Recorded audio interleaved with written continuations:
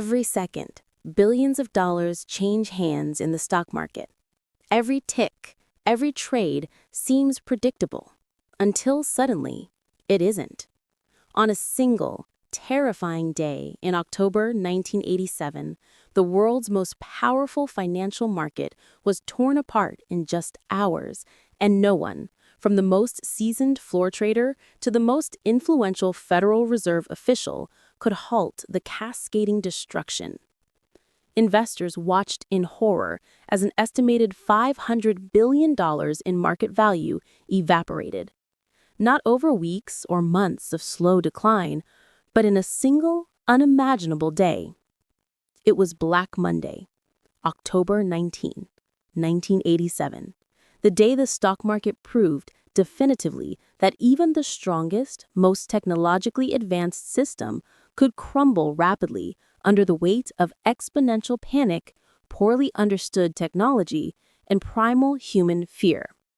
The catastrophe began with one shocking moment that no one, despite the mounting global pressure, truly foresaw, shattering the prevailing illusion of perpetual financial ascent and proving that the market's greatest weakness lay in its own rapid, digitized efficiency. The period leading up to 1987, specifically the 5 years following the 1982 economic trough, had been a veritable bull market spectacle, characterized by record growth and rampant, seemingly consequence-free speculation. In the United States, the Dow Jones Industrial Average, DJIA, had surged from below 780 in 1982 to a peak just over 2720 in August 1987, representing a staggering increase of over 350%. This unprecedented rise was fueled by a potent cocktail of factors: Reagan-era economic policies, which spurred corporate restructuring and deregulation, genuine increases in corporate profits, and, crucially, a dominant belief, often termed the greater fool theory, that asset prices could only trend upward. Investors, institutional funds, and everyday retail participants poured capital into equities, often leveraged through margin debt, creating a speculative froth or risk seemed not just manageable, but virtually non-existent. The collective confidence bordered on irrational exuberance, a term that would later become synonymous with market bubbles. However, beneath this glittering veneer of stability, the operational mechanics of the market had undergone a silent tectonic shift. Trading had become infinitely faster, propelled by the introduction of sophisticated, high-speed, mainframe computers capable of executing complex trading strategies in milliseconds. The critical innovation, or rather, the critical vulnerability, was portfolio insurance, a complex financial engineering strategy designed to protect large institutional portfolios, like pension funds, from market downturns. The core mechanism of portfolio insurance mandated that as the market fell by a certain percentage, the computer system would automatically initiate the sale of index futures to hedge the cash equity positions. This meant that automated systems were not only ready to sell at the first hint of trouble, but their selling was mathematically guaranteed to accelerate as prices dropped further. This systemic linkage between falling prices and mandatory selling was an untested, high-stakes experiment, and no one, not the engineers who designed the algorithms, nor the regulators who permitted their use, fully understood the catastrophic, non-linear consequences of this technology operating simultaneously across dozens of large institutional funds, turning a price dip into a market-wide avalanche. The market structure, specifically the lack of robust risk management and coordinated liquidity provisions across the separate futures and equity exchanges, was dangerously brittle. By the week of Monday, October 12, 1987, genuine and undeniable warning signs were appearing globally, often dismissed as localized corrections. Markets in Hong Kong and London were already experiencing sharp, pronounced slippage.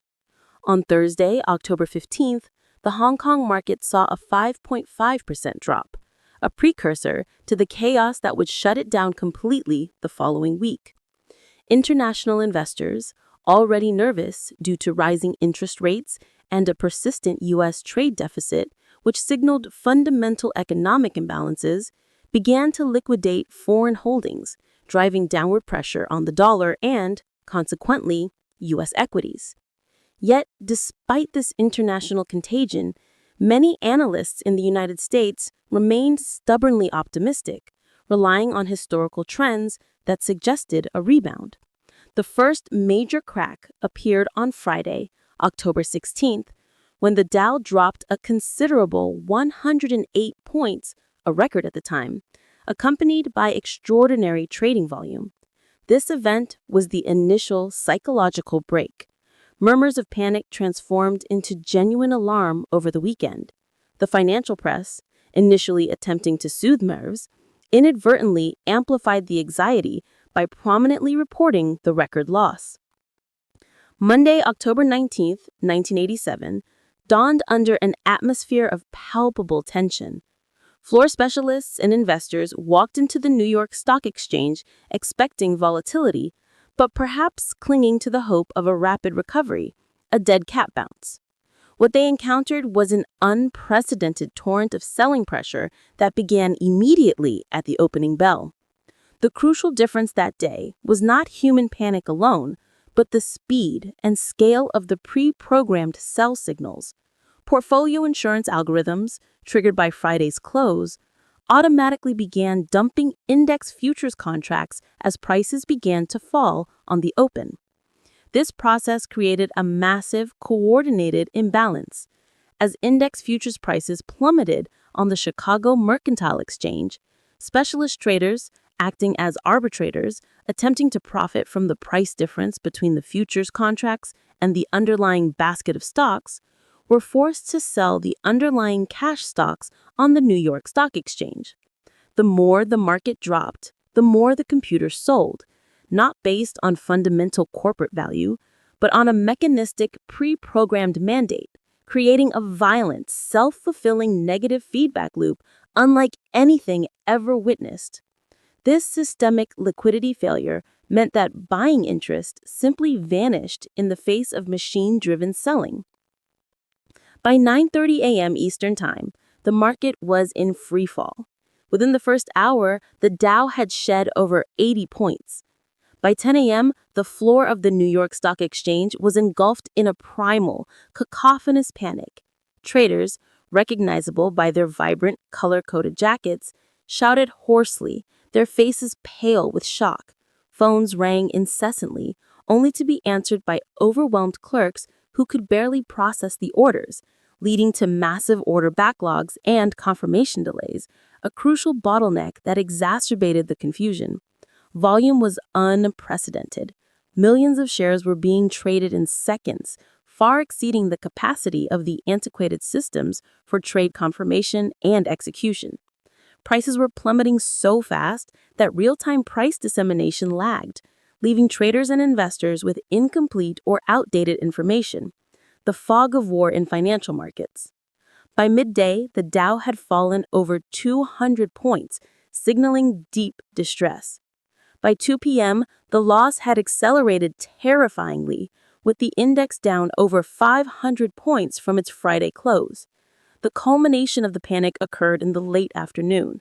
The Dow eventually finished the day down 508 points, a 22.6% collapse that remains the largest one-day percentage drop in history. Investors everywhere, watching the figures scroll across television screens and newspaper reports, realized with chilling clarity they were witnessing a historic collapse, one that seemed to defy all previous historical precedent. News networks scrambled for explanations, economists offered competing diagnoses, and telephone lines jammed across the nation as investors desperately sought out brokers who were themselves paralyzed by the scale and speed of the loss. And yet this instantaneous evaporation of notional wealth was unique. Unlike 1929, the underlying U.S. economy, characterized by solid corporate earnings and low inflation, was not structurally in ruins. The financial system had been catastrophically shaken, but the foundations of commerce and industrial output remained robust, a crucial distinction that would aid in the subsequent recovery. The post-mortem analysis revealed that Black Monday was not the work of a single villain, but rather the result of a perfect and highly improbable storm of structural and psychological factors operating in concert. The most potent and immediate catalyst was program trading and portfolio insurance, which acted as the engine that amplified fear into systemic failure. The strategies were fundamentally flawed because they were designed to operate on the assumption of continuous market liquidity. When everyone attempts to execute the same strategy, selling, simultaneously, liquidity vanishes, driving prices to unsustainable lows. The second key factor was investor psychology. Fear, driven by the visual collapse on the trading floor and the unprecedented negative headlines, spread faster than any logical assessment of underlying asset value. Studies later confirmed that the fear and herd mentality caused investors to ignore fundamental indicators and liquidate assets simply because others were doing so. International markets played a vital role, with weakness abroad, especially in the Asian and European sessions, feeding anticipatory selling pressure in New York. Finally, the consensus recognized a significant element of overvaluation. The 5-year bull run had driven the market to an unsustainable peak, making it acutely vulnerable to any negative shock. Price-to-earnings ratios in August 1987 were high by historical standards, suggesting that a significant correction was mathematically due, even if the timing was a surprise. The collapse served as a brutal, instantaneous correction for the market's previous excesses. In the heat of the moment, even the Federal Reserve, the traditional market backstop, found itself unable to intervene directly to halt the algorithmically driven selling spree. However, the subsequent actions of the Fed, under the swift and decisive leadership of Chairman Alan Greenspan, who had only been in the position for 2 months, proved to be the single most important factor preventing the market crash from metastasizing into a broader economic depression, as had occurred in 1929. The Fed's crucial intervention came the morning after, on Tuesday, October 20th, 1987. Greenspan issued a remarkably succinct yet powerful 2-sentence statement asserting the Fed's readiness to serve as a source of liquidity to support the economic and financial system. This was not just a promise, it was immediately backed by the injection of massive liquidity into the financial system, primarily through the purchase of government securities in open market operations. More importantly, the Fed directly contacted major commercial banks, explicitly instructing them to continue lending to securities firms, thereby preventing a credit crunch. This swift, coordinated action restored confidence in the banking system, which was the opposite of the credit contraction that followed 1929. By ensuring that the banking system remained functional, the Fed successfully isolated the equity market panic and prevented it from triggering a systemic failure of the financial industry. The final numbers quantifying the damage of Black Monday were staggering and continue to be cited as the benchmark for market volatility. The Dow dropped 22.6% in a single day, an absolute statistical outlier and the largest single-day percentage decline in its history. Approximately $500 billion in market value vanished from U.S. equity markets alone. Crucially, the crash was not isolated. Markets around the world also fell dramatically, with declines of 45.8% in Hong Kong, 41.9% in Australia, 26.4% in the UK, and 22.5% in Canada, demonstrating the rapid and deep interconnectedness of global finance. Yet the most remarkable part of the story is the aftermath. Unlike the crash of 1929, Black Monday did not trigger a recession, a key victory for the coordinated regulatory response. Economies stabilized quickly. The U.S. GDP growth continued almost unimpeded. And by the end of 1987, the U.S. market had actually recovered much of the loss, with the Dow closing the year higher than its start.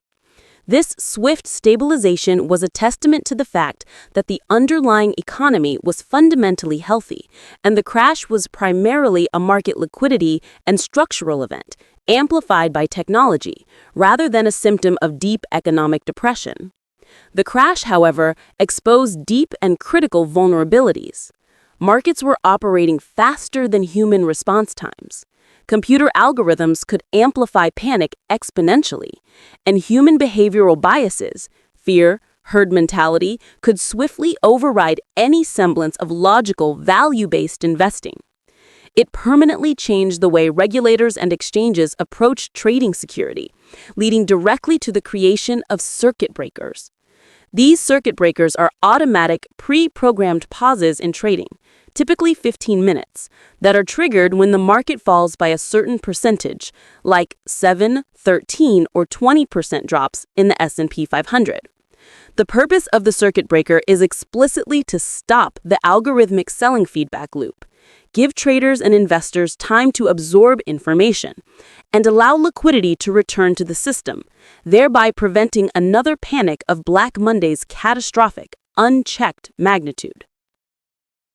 Black Monday serves as an indelible and sobering reminder that even the most advanced, complex financial systems are ultimately not immune to fear, panic, and the unpredictability of human behavior, now digitized and amplified.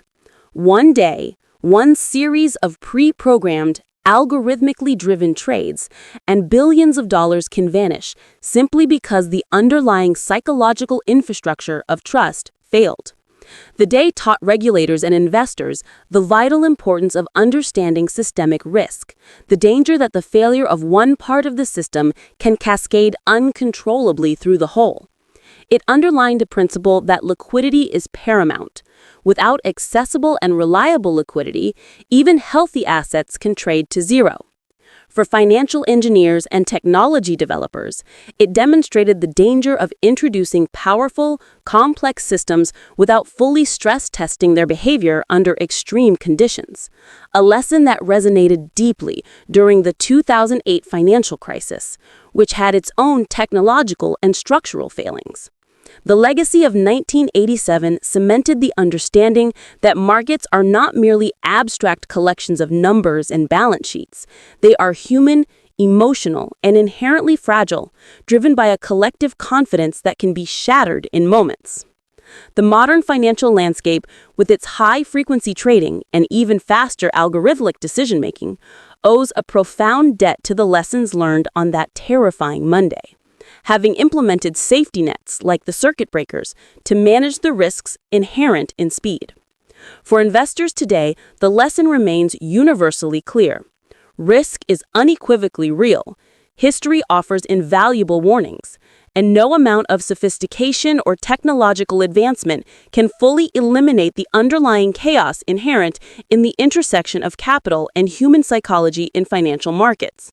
So the next time one watches the stock ticker climb or fall with mesmerizing rapidity, one should remember Black Monday, a single, catastrophic day when the world's financial markets were brought to their knees, not by a global conflict, a crushing depression, or a natural catastrophe, but by a chilling, technology-driven synergy of fear, algorithms, and the ultimate fragility of human confidence.